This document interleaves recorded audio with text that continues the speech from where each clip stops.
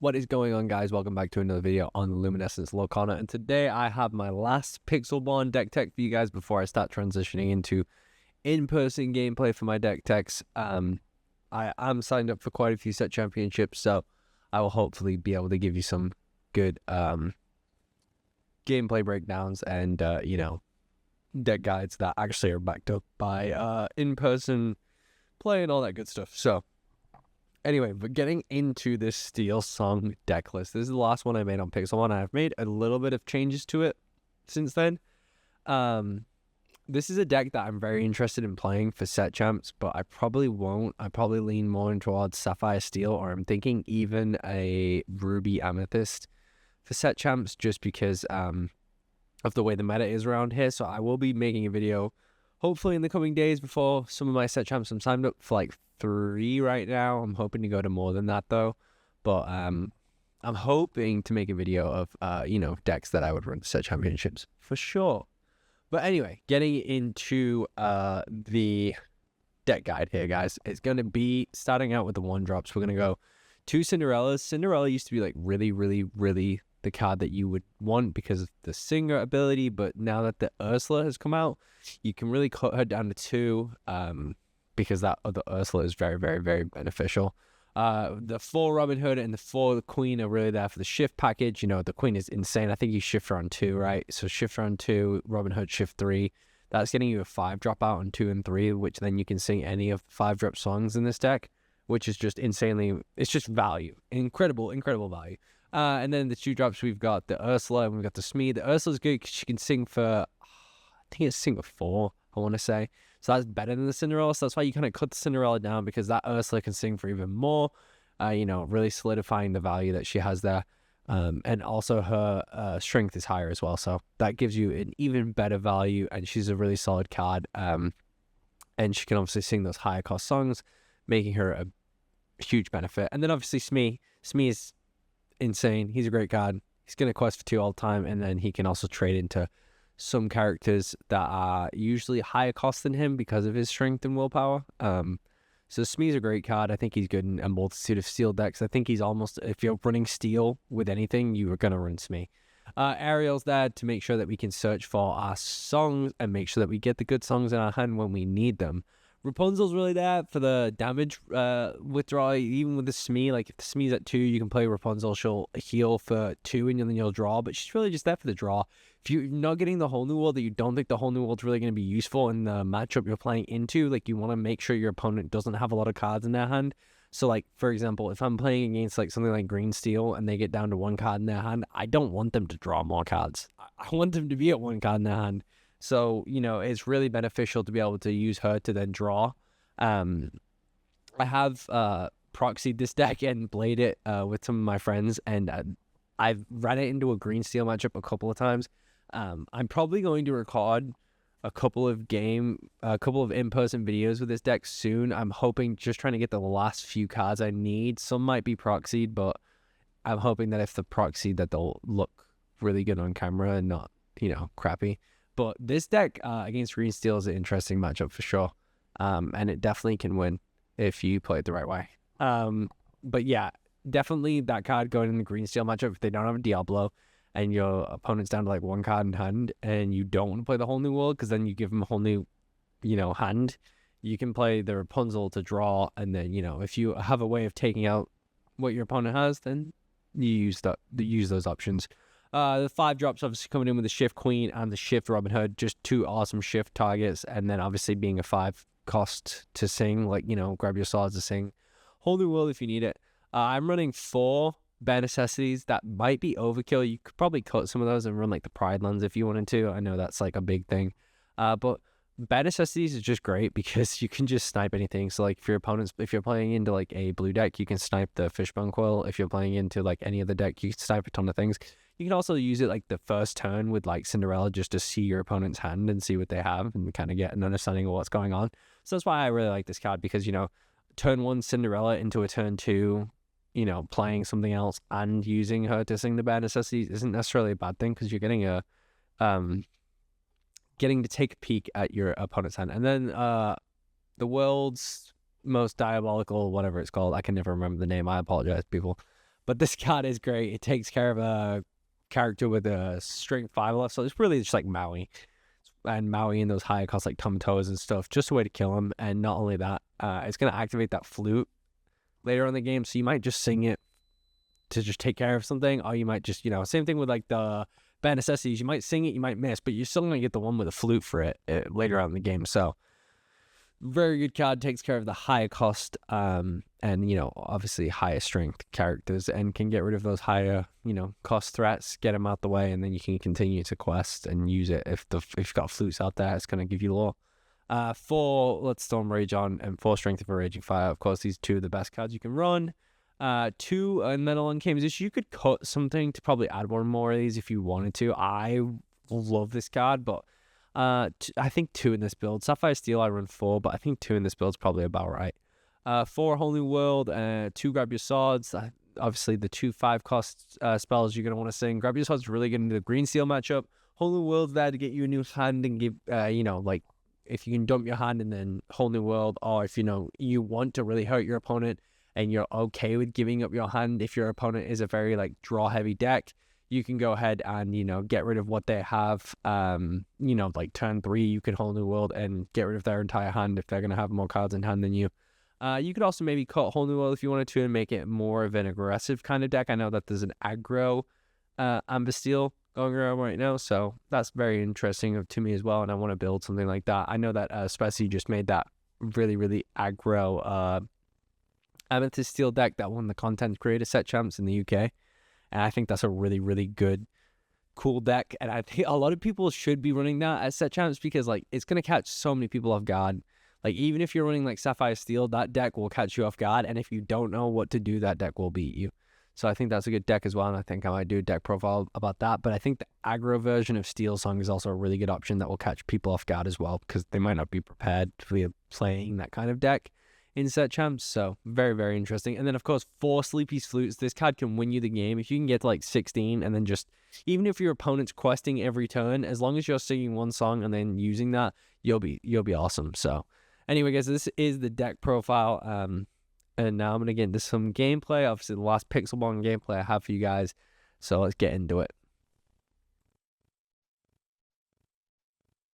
Alrighty, guys, getting into some gameplay here. So you can see the mulligan. I'm going to want to keep some of these 1-drops just to keep them around. I decided to keep the Ariel because she could sing for 5, and I decided to keep the Whole New World just to get the wheel going. Didn't really anticipate drawing all those Ariels, though. That's unfortunate. So we're going to drop one of the Ariels since we have so many, and we're going to play the Cindy. The Cindy, because she allows us to sing if we end up pulling something that's allows us to sing, which we don't. So we're going to go ahead and ink. We'll drop the Queen, and we'll drop the Robin Hood. So we're in a really good situation here because we got a ton of 1-drops, so we can be really aggressive with it. Especially with the opponent we're going against not getting anything, especially since it's an aggro style deck. But they do drop 2 Plutos, which is an issue. So we'll drop the last Ariel, and then we'll use this Ariel to grab the Strength of a Raging Fire, and then we'll sing Strength of a Raging Fire with Cinderella to take out one of the Plutos. So now next turn we can either use the Ariel, or we can ink her and sing the Whole New World. Which isn't a bad idea since we have a ton of characters out there. Our opponent has significantly more cards in hand. Not a bad idea. Not a bad idea at all. I opt to play the Ariel in hopes of getting something that will deal damage to my opponent. I don't really get anything. I choose not to take the song. I take the thing out with Robin Hood, and then I pass turn. I'm doing this because I know that they're going to draw cards, hopefully with the Rapunzel that they have in hand, because that's the whole aim of Mother Gothel. So I want to take the cards from them while also, baiting them. Like I did that, I baited them. I was really expecting a Rapunzel. Maybe I bought into it too much. I'm going to use the Zeus. I'm going to use one of the Rapunzels to sing the Zeus on the Mother Gothel. And then I'm not going to use the other one because I'm going to want to keep their hand size small. And I have a really good board advantage. They're an aggro kind of style deck, so I'm fine with giving them, the cards that they have in hand. I don't want to give them too much else, though. I think now is when I choose to go for the Whole New World, just so that I have all of my ink should I need it. I sing the Strength of a Raging Fire with Cinderella. And then I'll use both of the Sleepy's flutes, quest, and I don't quest with the. I don't know why I didn't quest with the Queen there. Sorry guys, I'm looking back on old footage here. Obviously, don't know why I didn't quest with the Queen there. I ought not to, I guess. Takes out the Cindy with the Flynn Rider, and then plays the Rapunzel to heal the Flynn of the 1 damage. So I'm thinking about what to do here. I'm not sure what to do. I decide to take out the Flynn with my aerial so that I can heal the 2 damage and draw. I'm debating what to do. I decide to sing Grab Your Swords with aerial, use both of the Sleepy's flutes, and then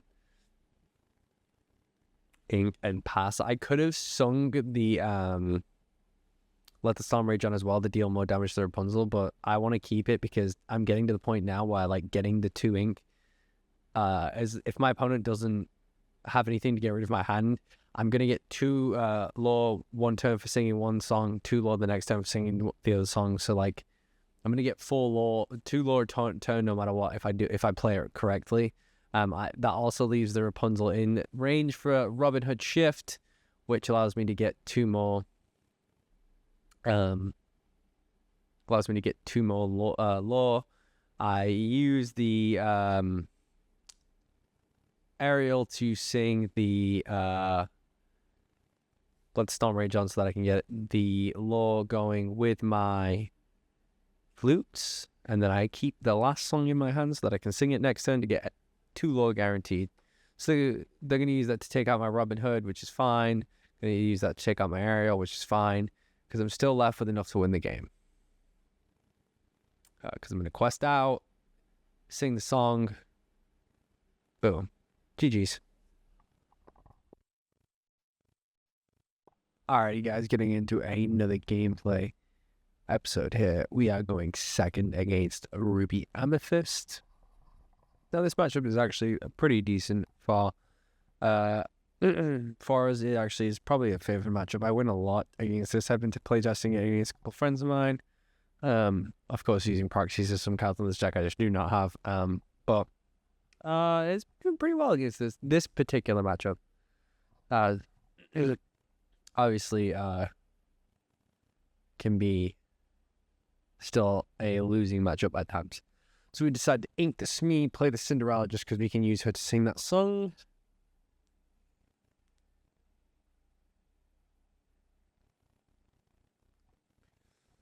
And I'm going to be honest, since I played this match, this was probably a while ago. No, not like that long ago. Probably like a week or 2 ago. I do think Ruby Amethyst has changed a lot, and it's changing a lot over the over the weeks. It's changing quickly. This is a very aggro style deck my opponent is playing here. So I decided to use Cinderella to take out that Simba. That Simba is just too good. I decided to get rid of the Robin Hood to play the Queen, and then I'll pass the turn back to my opponent. Opponent opts to trade, and from there they opt into a... I can't remember. This was just before Pixel 1 shut down that I... probably actually the last day that it was live I recorded this. They opt into a Minnie Mouse. So that is a predicament. That is not a nice card to play against. So I'm thinking here for a second. I go ahead and inklet Ursula and play the Shift Queen. From there, I just quest. I'm really kind of forcing my opponent's hand here. They can do what they want. If they want to quest and bounce, they can quest and bounce and trade. But they opt not to and play. They go ahead and play another Simba. So now I know I can kind of stack the board right. I really, hindsight 2020, should have inked. Oof. Making some misplays there. Should have inked something out. I should have inked the World's Greatest Criminal Mind to then use the Queen to then Sing strength, and they're taking care of the mini. But I mean, Sin was still questing for 3 anyway, so he was probably the bigger threat. This was when I was playing Pride Lands. Like I said again, when I was going over the list, I would play. You can play Pride Lands. I do think it's a pretty okay thing to play. I actually, funnily enough, got my got an on sale Inklands booster box from Amazon yesterday and pulled Pride Lands Enchanted Rare. So you could definitely run Pride Lands if you want to. I know Zach Bivens runs Pride Lands in his build. Obviously he's a phenomenal player, amazing player. I think that it's for sure honestly you can do. I just don't know if I like it in my particular build. But that's just me. I think it's good because it does force your opponent to attack into it, and it can give your cards. Obviously, it can buff your cards and such, which is good. Which I think I use it here on my Ariel to make my Ariel a little bit bigger, and kind of see out this game from this point. It really puts the pressure on my opponent. Now my opponent doesn't have, they can put a Queen's Castle down, but like which they opt to, and that's just very passive because I have so much more down that the Queen's Castle doesn't bother me. I think I upped a whole new world here, just to see what we can get. Because we are big at this point. We do have a beefier board than our opponent. I'm fine with, doing things differently if we have to. So I go ahead and shift. I go ahead and use the aerial, and I go ahead and grab the other whole new world. I use the queen to attack into the castle so that I can go ahead and take it out next turn. So this is really good board state because I can sing the songs that I have in my hand if I need to. So I can sing the Grab You Swords if I need to. I can sing the whole new world if I need to, but I can also ink a lot of what I have and then move on. So I can sing the Grab You Swords to deal 2 damage to everything, and then I can sing the whole new world. I'll still be okay with everything. I'll still have enough ink, and I'll still be able to play anything that I choose to. I could go ahead and play out some of my hand as well, and then whole new world, and still be okay. It's he's kind of playing into the Grab Swords here, which is unfortunate on his part, but he plays into the Grab Swords really, really badly. Which is unfortunate. He played into the Grab Swords terribly there. So go ahead and ink the Queen, play the Robin Hood, play the Queen, use the aerial to sing Holy World. Puts people at the locations, play Mr. Smee. So I'm going really wide at this point. I know I have more than my opponent. I got another Grab Swords to deal additional damage. I know that I'm probably in a good spot to go ahead and take the game from them. Especially with my board state versus theirs. They could B prep me, which would be unfortunate. A and B prep turn. So that is something that I didn't really think about, but still my board state is so wide that, and as soon as they attack, I kind of understand they probably don't have a B prep here unless they're going to now ink and then play it. But a B prep in itself is not backbreaking either. If they were to play a B prep in that situation, and I kind of think I knew it was over after they didn't play the B prep. But not having a B prep in that situation is just GG's. You're not gonna be able to really come back from that. And that's when I realized it wasn't technically over, and then I played a flute, and I think I play a Grab Swords even though it doesn't do any damage. Maybe I just pass because I know it's gonna be fine. No, I opt to play the Grab Swords even though nothing happens. I mean, the game's over at this point, but going very wide here, kind of playing it as an aggro style deck too can work, as shown in this. Even though it's a weird Ruby Amethyst, I still think the matchup in the Ruby Amethyst is very decent. And as you can see here, we close it out. What is up, guys? As always, we're going to end it with the pros and cons of this deck. So the pros and cons of Amasteel or Steel Song. The pros are going to be that it's good going second. What I mean by this is I've found from my testing of this deck in person, and obviously as you see through Pixel One, that going second you can really win. As you saw in the last matchup, we went second against Ruby Amethyst and we still won. You can still win using this deck going second a lot of the time, so it's a pretty solid deck to use, especially if you're going to be playing in a set championship, something like that, and you're going into a best of 3. you're going to need to win going second if you're going to win a tournament like that. So it's definitely a good deck to bring because it can definitely win going second. It's got a solid matchup spread throughout. I mean, there's a few games that maybe it feels like it struggles a bit, but if you can play it right, I'll play into those decks. Like, that's why I think it's very good to know how to play most decks or know what most decks are trying to do, because if you can play into what they're trying to do and kind of avoid it in a way, you can win using most decks. So I do think that, you know, this deck can beat, you know, Bookie and all those decks. So I think it definitely can take on those decks and beat it. And it can be very adaptive. Like, you can choose what you want to do, and what you want to do can change if the situation of the game changes, right? So, like, if you mulligan to do one thing and something happens where your opponent removes something that you didn't expect, you can still change into a different way. So if you play Cinderella on turn 1 because you wanted to, you know, sing a song turn 2, but your opponent gets rid of your Cinderella somehow turn 1, like whether it be a fire or cannons or whatever it be, you can change your path into something else and it will still benefit. Or you can change the way you play. You know, if you were going for a grab your sword, going for a shift into a grab your swords, and then you get a whole new world, you can change into that lane and stuff like that. It can be very adaptive, and it can adapt to the meta around it. So I think this is a very, very solid deck for that.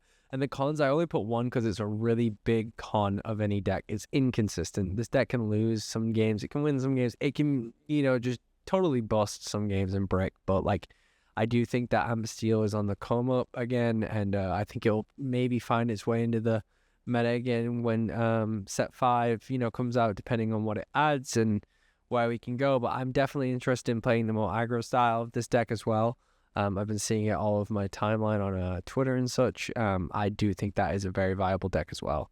That deck looks pretty interesting, as does the Amethyst Steel. I do have some in-person gameplay of that again that I'm going to be posting soon. But if you guys did like the video today, please do like and subscribe. What deck do you want to see in-person gameplay with? I'm ordering a ton of cards, so bear with me. I'm ordering a ton of cards. I'm trying to get, like, solid footage of in-person gameplay that I can do for you guys.